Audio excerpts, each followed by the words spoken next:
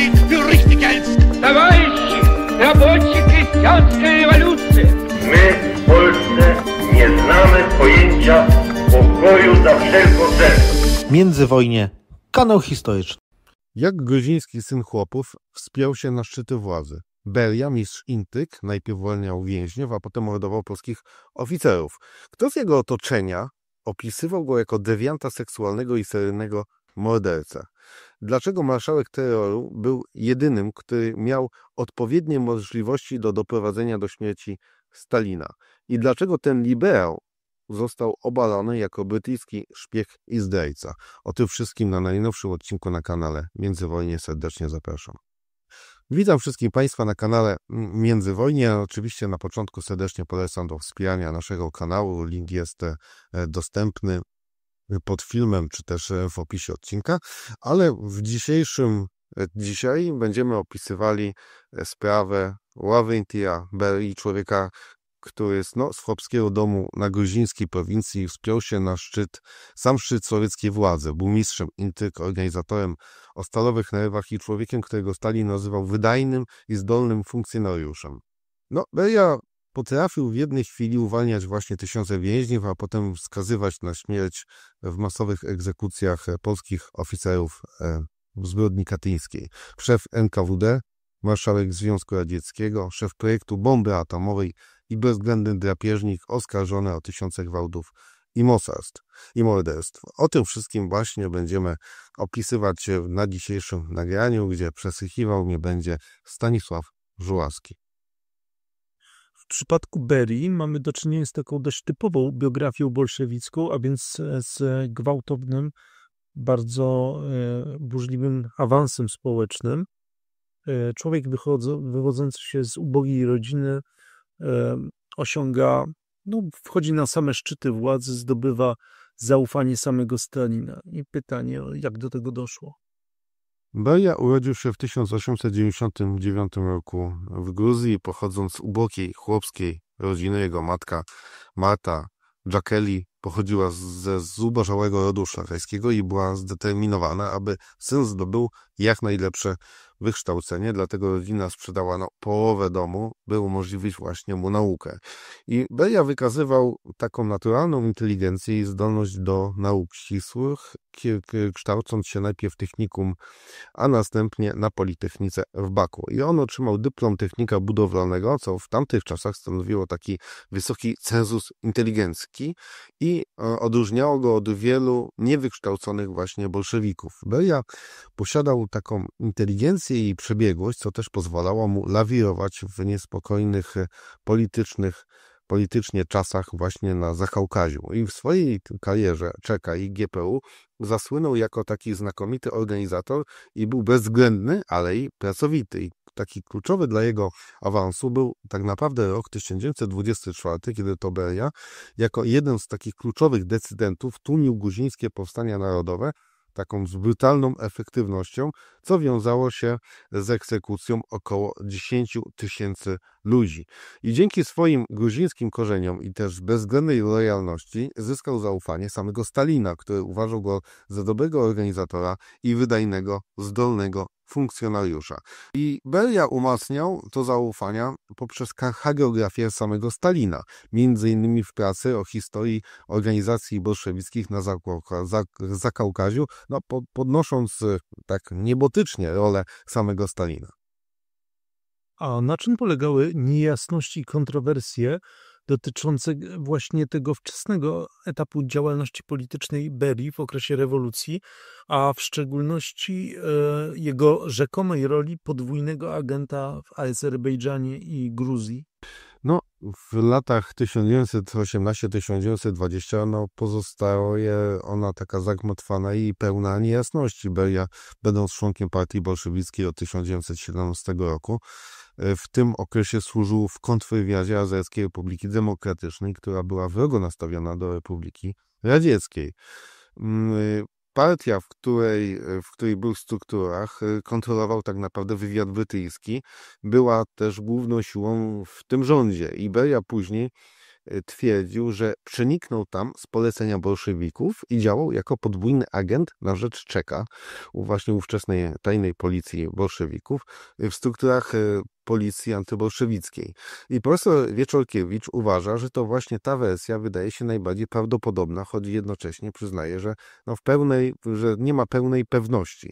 W rzeczywistości Beria, cechując się pragmatyzmem i cynizmem, nie kierował się dogmatem ideologicznym, lecz też wyczuwał, kto tak naprawdę zwycięży w tym starciu. I po zajęciu Baku przez bolszewików w 1920 roku Beria został schwytany i podejrzany właśnie o bycie antybolszewikiem, ale uniknął egzekucji i powierzono mu bardzo delikatną, sekretną misję nielegalnej pracy w Tyflisie. Ostatecznie jednak ta służba w kontrwywiadzie stała się jednym z głównych zarzutów postawionych mu w 1953 roku, kiedy oskarżono go właśnie o bycie agentem brytyjskim. Ale też w Gruzji miał spore osiągnięcia gospodarcze, także taką dość szczęśliwą politykę kadrową oraz nie prowadził aż tak ostrych represji w porównaniu z innymi republikami. I to wszystko przyczyniło się do ugruntowania jego pozycji jako tak zwanego znakomitego organizatora. Jak to się stało? No w latach 1931-38 Beria pełnił funkcję pierwszego sekretarza partii w Gruzji i Zakaukaziu. Gruzja wtedy przeżywała taki rozkwit gospodarczy, tak naprawdę nieznany w innych republikach sowieckich. Beria był uznawany za znakomitego organizatora i jednego z najskuteczniejszych gospodarzy w Związku Radzieckim. I z powodzeniem modernizował przemysł węglowy czy tam maszynowy, ale jego głównym osiągnięciem było stworzenie Gruzji jako takiego głównego dostawcy produktów subtropikalnych dla Związku Radzieckiego, takich jak mandarynki, herbata, tytoń, wino. Aby osiągnąć ten sukces, Beria potrafił znaleźć takie, można powiedzieć, że małe furtki w systemie kolektywizacji, które pozwalały chłopom na dodatkowe zarobkowanie w sektorze prywatnym, poprawiając ich tak naprawdę warunki życia. Ponadto pod jego nadzorem Gruzja przeobraziła się w czarnomorską Rivierę z licznymi sanatoriami i monumentalnie rozbudowanym Tyflisem, czyli stolicą tego kraju. Choć Beria zmierzał do eliminacji starych kaukaskich bolszewików, którzy niechętnie podporządkowali się Moskwie, skala represji w Gruzji była taka, można powiedzieć, że jakościowo mniejsza niż w innych regionach. I profesor wspomniany po raz drugi Wieczorkiewicz wskazuje, że w Gruzji wykonywano 3 razy mniej wyroków śmierci niż w sąsiedniej na przykład Armenii. I ta zdolność do efektywnego zarządzania gospodarką i umiejętnego balansowania aparatem terroru zaowocowało też nieograniczonym wsparciem samego Stalina. A w jaki sposób objęcie władzy przez Berię nad NKWD w 1938 roku wpłynęło na aparat bezpieczeństwa, tak, że nazwano ten okres wręcz odwilżą Berii? Jaką rolę w tym wszystkim, w tych zmianach odegrało szpiegostwo? Jeżeli patrzymy się na koniec rządów Mikołaja Jeżowa, to dochodzimy do takiej sytuacji, że tak naprawdę każdy mógł być oskarżony o zdradę. Zresztą podobno nawet sam Jeżow miał dokumenty, gdzie były zeznania różnych ludzi na zdradę samego Stalina, także można powiedzieć, że byliśmy o krok od tego, że rewolucja zjadałaby własne dzieci. I Beria został wezwany do Moskwy w 1938 roku właśnie, żeby zastąpić Jeżowa na czele NKWD, ponieważ właśnie Stalin doszedł do, można powiedzieć, że słusznego wniosku, że te masowe mordy i terror zagrażają spoistości i infrastrukturze państwa radzieckiego. I po przejęciu władzy Beria zainicjował czystkę w samym aparacie NKWD, eliminując funkcjonariuszy właśnie związanych ze swoim poprzednikiem, czyli z Jeżowem.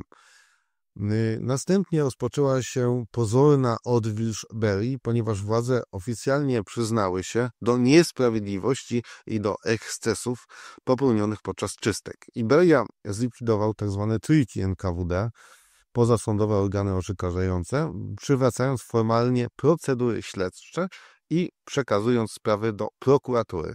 Beria inicjuje taką wielką amnestię, co jest też najważniejszym elementem tej odwilży, i z łagrów zwolniono ponad 100 000 ludzi lub więcej. co było też pierwszą taką operacją w historii właśnie tego państwa radzieckiego, państwa bolszewiku. I Beria wydał też rozporządzenie zakazujące stosowania przymusu fizycznego toru w śledztwach poza szczególnymi wypadkami. Równocześnie Beria, który wcześniej był dyrektorem strategicznym wywiadu, zintensyfikował działania szpiegowskie, koncentrując się na infiltracji Europy, Japonii i Stanów Zjednoczonych, aby zapewnić Związkowi Radzieckiemu bezpieczeństwo w obliczu zbliżającej się wojny światowej. A mimo tej rzekomej lży, Beria pozostaje odpowiedzialny za masową zbrodnię katyńską. Jaka była jego rola w tej masakrze? A jakie inne zbrodnie, w tym też dotyczące cywilów i własnych kolegów, nadzorował? No, to nie jest tak, że Beria był takim dobrym NKWD-istą, który nagle zaczął wypuszczać ludzi i zmniejszać represje. No, był on architektem terrorów w pełnym wymiarze i odpowiedzialnym za masowe zbrodnie, w tym właśnie za zbrodnię katyńską. I w marcu 1940 roku wysłał do Stalina formalną notatkę, w której stwierdził, że polscy jeńcy wojenni, właśnie oficerowie, inteligencja, księża, policjanci, w sumie około 22 000 osób, są wrogami Związku Radzieckiego i zalecił ich egzekucję. Za zgodą Stalina NKWD pod nadzorem Berii właśnie dokonało tej zbrodni. I profesor Bierczorkiewicz, broniąc też, że Stalin był głównym oprawcą, sugeruje jednak, że Beria w tym przypadku wypełnił dyrektywę Stalina, choć był autorem formalnego wniosku. Beria był także odpowiedzialny za masowe deportacje narodów z terenów okupowanych. To byli Polacy, narody bałtyckie oraz narodów kaukaskich w czasie wojny. Czeczeni, Ingusze, Tatarzy krymscy. Ponadto nadzorował stworzenie oddziałów zaporowych NKWD, które podczas wojny, tej wielkiej wojny ojczyźnianej, strzelały do maruderów i dezerterów Armii Czerwonej, aby, można powiedzieć, że wymusić dyscyplinę na froncie, co było brutalnym, nieludzkim, co prawda, środkiem, jednak skutecznym. Beria też aktywnie eliminował również własnych kolegów i rywali, stojąc za egzekucją wspomnianego wcześniej Jeżowa i likwidacją działaczy partyjnych, w tym swojego protektora Nestora Łakoby. A Beria odegrał bardzo dużą rolę podczas II wojny światowej, zwłaszcza w Państwowym Komitecie Obrony, GKO, i w zarządzaniu gospodarką wojenną. Jaka to była rola? Po ataku Niemiec na Sowiety w czerwcu 1941 roku Beria został członkiem 5-osobowego Państwowego Komitetu Obrony, organu, który sprawował taką całkowitą kontrolę nad całym życiem politycznym i gospodarczym w kraju. Beria szybko stał się drugą najważniejszą osobą w państwie i wykorzystując swoje nadzwyczajne zdolności organizacyjne przejął nadzór nad strategicznie ważnymi sektorami gospodarki wojennej. Był odpowiedzialny za produkcję uzbrojenia, to czołgów, samolotów, amunicji oraz koordynował kluczowy proces masowej ewakuacji fabryk za Ural i na Syberię, co umożliwiło tak naprawdę kontynuowanie produkcji można powiedzieć, że w czasie ciągłym. Beria nadzorował transport kolejowy, wydawał rozkazy i podejmując niestandardowe decyzje, na przykład przykładając tory, by zapewnić dostawy pod Stalingrad. Jego absolutna bezwzględność i taka niebywała siła polityczna zmusiła przemysł sowiecki do, można powiedzieć, że niebywałego i niespotykanego wysiłku, co sprawiło, że Związek Radziecki produkował więcej czołgów, więcej samolotów niż Niemcy. I w 1942 roku powierzono mu zadanie obrony Kaukazu w obliczu postępu Wehrmachtu, które Beria mimo braku doświadczenia wojskowego z sukcesem tak naprawdę zorganizował. I za swoje zasługi w umacnianiu produkcji uzbrojenia w 1945 roku awansował do stopnia marszałka Związku Radzieckiego. A jaką rolę odegrał Beria w projekcie radzieckiej bomby atomową, który Stalin uznał za zadanie numer 1 dla partii komunistycznej? Tak, sowiecka bomba atomowa została z powodzeniem przetestowana 29 sierpnia 1949 roku, kończąc tym samym monopol Stanów Zjednoczonych na broń jądrową. I sukces ten był możliwy dzięki dwóm kluczowym elementom. Beria wykorzystał gułag oraz szpiegostwo. System gułagu, który Beria upowszechniał na masową skalę, zapełnił dziesiątki tysięcy więźniów do pracy w kopalniach uranu oraz przy budowie i obsłudze zakładów przeróbki. Ponadto Beria skierował swoją rozbudowaną sieć wywiadowczą do kradzieży informacji z amerykańskiego projektu Manhattan. Według wspomnień Kurczatowa, gdyby nie dane uzyskane przez wywiad Berry, prace nad bombą atomową opóźniłyby się w Związku Radzieckim tak naprawdę o dekadę. Sam Kurczatow przyznał, że nie byłoby Berry, nie byłoby u nas bomby atomowej. Zdolności Berry były tak decydujące w tym projekcie, że dzięki sukcesowi atomowemu on kupił sobie czas, gdyż Stalin odłożył swój plan jego eliminacji. I za to osiągnięcie Berry przyznano nagrodę stalinowską pierwszego stopnia oraz tytuł honorowego obywatela Związku Radzieckiego. Tak, ale Beria też poza tymi sukcesami, ale też poza wszystkimi oskarżeniami o zbrodnie morderstwa czy zlecenie tych politycznych morderstw, ciążyły na nim odpowiedzialność za zbrodnie seksualne. To znaczy podczas procesu wyszło na jaw, że był on drapieżnikiem seksualnym i wykorzystywał swoją funkcję szefa tajnej policji właśnie do nadużyć o naturze seksualnej. Jakie znaczenie polityczne miało ujawnienie tychże zbrodni? No, można powiedzieć, że to jest taka najbardziej, może ciekawa historia, ale też jednocześnie bardzo szokująca. I no tak naprawdę w 1953 roku podczas procesu Berry wyszło na jaw, że był on właśnie dewiantem seksualnym i w okresie sprawowania funkcji szefa NKWD dopuścił się licznych gwałtów, co stało się takim ważnym elementem jego demonizacji. Jego ochroniarze zeznali, że Beria jeździł swoją czarną rządową limuzyną po Moskwie i wskazywał młode kobiety, czasem zaledwie 15-letnie, które były siłą zabierane do jego daczy na można powiedzieć, że takie jego miłosne rozgrywki. Gwałty miały miejsce w jego dźwiękoszczelnym gabinecie, a kobiety stawiały opór, takie jak słynna aktorka Tatiana Okutiewska, były aresztowane i następnie zsyłane do gułagu. Beria nie tylko stosował przymus fizyczny, ale też szantaż, oferując kobietom, na przykład tej Okuniewskiej, uwolnienie bliskich więźniów w zamian za właśnie podporządkowanie mu się. I skala jego dewiacji była znaczna. Jeden z ochroniarzy prowadził listę jego partnerek liczącą setki nazwisk. Wskazywano na około 140-154.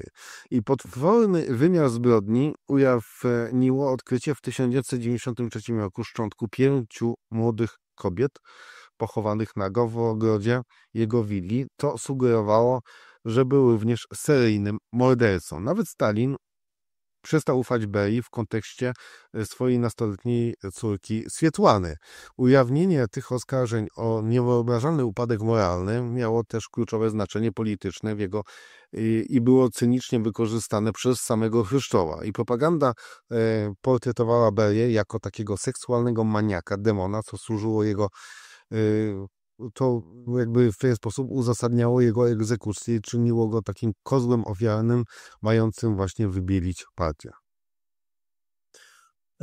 A jak Beria dążył do przejęcia kontroli po śmierci Stalina w marcu 1953 roku i jakie bezprecedensowe reformy zainicjował w ciągu 112 dni swoich rządów? No, po śmierci Stalina 5 marca 1953 roku Beria natychmiast objął kluczowe stanowiska pierwszego wiceprzewodniczącego Rady Ministrów i ministra spraw wewnętrznych, co czyniło go tak naprawdę najpotężniejszą osobą w Związku Radzieckim na blisko 4 miesiące. W ciągu 112 dni swojej faktycznej władzy Beria zainicjował bezprecedensowe reformy dążące do osłabienia wpływu partii i stworzenia państwa kompetentnych urzędników. Centralnym posunięciem była wielka amnestia, która doprowadziła do uwolnienia 1 miliona więźniów, w tym wielu politycznych, ze skróconymi wyrokami. I Beria, uznając system pracy przymusowej za nieefektywny, zapowiedział likwidację gułagu oraz przekazania kontroli nad obozami Ministerstwu Sprawiedliwości. Natychmiast zakończył tzw. sprawę lekarzy i zrehabilitował wielu wojskowych i działaczy partyjnych, niesłusznie represjonowanych. Dążył do nacjonalizacji kadr w republikach, usuwając Rosjan ze stanowisk kierowniczych i promując miejscowe kadry, co miało też zapobiec rozpadom państwa. Inicjował również dekolektywizację rolnictwa i dążył do ograniczania wynagrodzeń i władzy aparatu partyjnego, co było de facto zmianą systemową. I też działania te, które zagrażały dyktaturze partii i pozycji Rosjan w republikach, przyraziły tych konserwatywnych stalinosów, takich jak Chruszczow, który widział w Berii właśnie śmiertelne zagrożenia. A jak przebiegł mechanizm spisku, który doprowadził do aresztowania Berii w czerwcu 1953 roku? Kto stał na czele tego spisku i dlaczego był to pucz militarny? No tak, spisek przeciwko Berii został zorganizowany przez jego głównego oponenta, konkurenta, czyli Nikitę Chruszczowa, który obawiał się tak naprawdę utraty władzy, ponieważ Beria kontrolował służby bezpieczeństwa, dokonywał podsłuchów aparatczyków, i posiadał kompromitujące materiały na ich temat. I kluczowym elementem spisku było pozyskanie wsparcia Armii Czerwonej pod dowództwem marszałka Żukowa. Było to też niezbędne, ponieważ Beria kontrolował NKWD, zwykłą policję, a nawet miał prywatną armię w postaci dywizji piechoty. I Beria został aresztowany 26 czerwca 1953 roku podczas posiedzenia Prezydium Rady Ministrów na Kremlu, na które wezwano go tak naprawdę podstępem. I podczas posiedzenia Chruszczow przypuścił taki zajadły atak, oskarżając Berię o zdradę i bycie brytyjskim szpiegiem. Na umówiony sygnał dany przez Malenkowa do gabinetu weszli oficerowie na czele z Żukowem i generałem Moskalenką, dokonując aresztowania. Był to faktyczny pucz militarny, ponieważ czołgi oraz piechota weszły do Moskwy z amunicją, a Żukow usunął lojalnych Berii strażników Kremla, aby zapobiec próbie odbicia jego.